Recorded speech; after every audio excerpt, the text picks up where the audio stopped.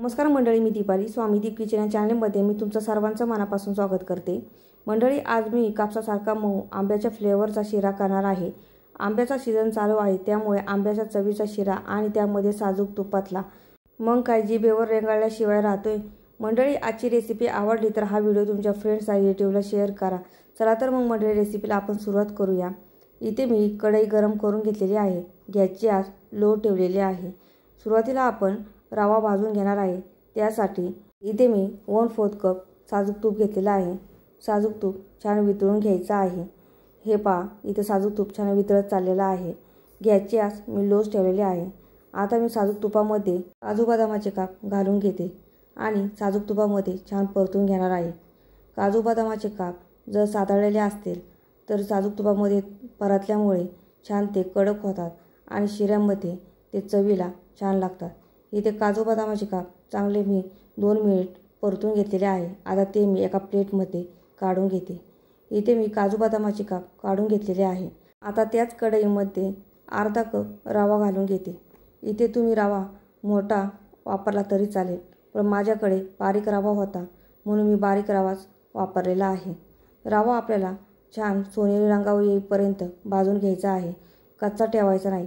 कच्चा जर ठेवला तो चिकट होतो किंवा दाताखाली कचकच लागू शकतो, म्हणून रवा आपल्याला चांगला भाजून घ्यायचा आहे। रवा भाजताना गॅसची आच लोच ठेवायची, म्हणजे रवा खाली लागत नाही। इथे रवाही माझा चांगला भाजून झालेला आहे। तोही मी ज्या ताटामध्ये काजू बदाम काढलेला आहे त्याच ताटात मी ठेवलेला आहे। त्याच कढईमध्ये मी 1 चमचा साजूक तूप घालून घेतलेला आहे आणि आता 1 कप आंब्याचा गर मी घालून घेतलेला आहे। आंबा चांगला पिकलेला असल्यामुळे त्याचा रंगही सुंदर दिसत आहे। इथे मी गर करण्यासाठी आंबा पहिल्यांदा कापून घेतला आणि त्याचा गर मी थोडासा मिक्सरला फिरून घेतला, त्यामुळे छान एकसारखा गर भेटलेला आहे। आंब्याचा गर साजूक तुपामध्ये परतल्यामुळे आंब्याच्या गरामधलं थोडंफार जे मॉइश्चरायझर असतं ते कमी होतं आणि चांगला घट्टसर आंब्याचा गर होतो। हे पहा, तुम्हाला दिसत असेल आंब्याचा गर चांगला घट्टसर होत चाललेला आहे। आता त्यामध्ये 1 कप सुरुवातीला दूध घालून घेते। दूध मी छान उकळून घेतलं होतं। उकळलेलं दूध घातल्यामुळे आंब्याचा गरही चांगला दुधामध्ये शिजून निघतो आणि रवाही चांगला मऊसूत होतो। आता आंब्याचा गर दुधामध्ये चांगला एकजीव करून घेणार आहे। तुम्हाला दिसतच असेल की जराही मी गुठळ्या ठेवलेल्या नाही, चांगला एकजीव दुधामध्ये करून घेतलेला आहे। असा एकजीव आपल्याला दुधामध्ये आंब्याचा गर करून घ्यायचा आहे। इथे मी अजून 1 कप दूध घालून घेतलेला आहे। एकूण मिळून मी 2 कप दूध वापरलेलं आहे। अर्धा कप रव्यासाठी 2 कप दूध योग्य प्रमाणात आहे। इथे दूध चांगलं मी आंब्याच्या गरामध्ये एकजीव करून घेतलेला आहे। आता 1/3 कप साखर घालून घेते। साखर तुम्ही आवडीप्रमाणे घालू शकता। साखर मी थोडीशी कमीच घातलेली आहे, कारण आंब्याचा गर भरपूर गोड आहे आणि त्यामध्ये आपण दूधही भरपूर घातलेलं आहे।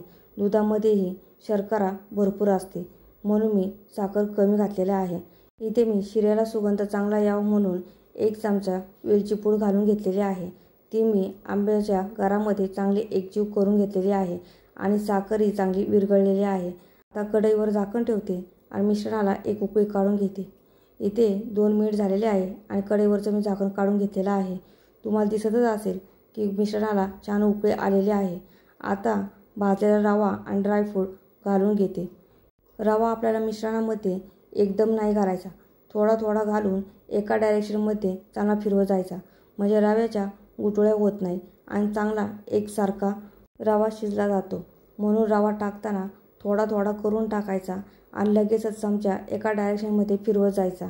तुम्हाला दिसत असेल की रव्याचे ठिपके उडत आहे। या वेळेला रवा पटपट घालून लवकर तो फिरवत जायचा, म्हणजे त्याचे ठिपके हातावर उडत नाही किंवा तोंडावर उडत नाही। याच्या सुरुवातीपासून लो ठेवलेली होती, त्यामुळे एकही साहित्य करपलं नाही किंवा खाली लागलेलं नाही। हे पहा, तुम्हाला दिसत असेल रवा कसा एकसारखा झालेला आहे आणि किती छान मऊसूत आहे। रवा मला अजूनही पातळ दिसत आहे, म्हणून मी थोडासा अजून तो परतून घेणार आहे, म्हणजे चांगला घट्टसर होईल। तुम्हाला दिसत असेल रवा आता चांगला कढई सोडत आहे, म्हणजे रवा इथे आपला चांगला शिजलेला आहे। पण ह्या स्टेजला मी कढईवर झाकण ठेवून रव्याला 2 मिनिट वाफ देणार आहे। असं केल्याने रवा चांगला कापसासारखा मऊ होतो आणि चांगला फुलला जातो। इथे 2 मिनिट झालेले आहे। मी कढईवरचं झाकण काढून घेतलेलं आहे।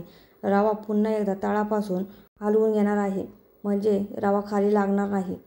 तुम्हाला थोडाफार रवा खाली लागलेला दिसला असेल, कारण कढई पातळ बुडाची होती म्हणून रवा थोडासा खाली लागलेला आहे, पण बाकीचा रवा चांगला मस्त झालेला आहे। आता कढईवर झाकण ठेवते आणि गॅस बंद करून घेते। इथे आपला आंब्याचा शिरा तयार झालेला आहे। आंब्याचा शिरा करण्यासाठी मी फूड कलरचा उपयोग केलेला नाही। आंबा चांगला ताजा आणि आतून चांगला पिकलेला असेल तर फूड कलर शिऱ्यामध्ये घालायची गरज लागत नाही, कारण आंब्याचा रंग आपोआप शिऱ्याला येतो आणि शिरा आंब्याच्याच रंगाचा दिसतो। मंडळी, आजची आंब्याच्या शिऱ्याची रेसिपी कशी वाटली मला कमेंट करून सांगा। जर रेसिपी आवडली असेल तर चॅनल लाईक करा, शेअर करा, सबस्क्राईब करा आणि हो, बेल आयकॉन प्रेस करायला विसरू नका।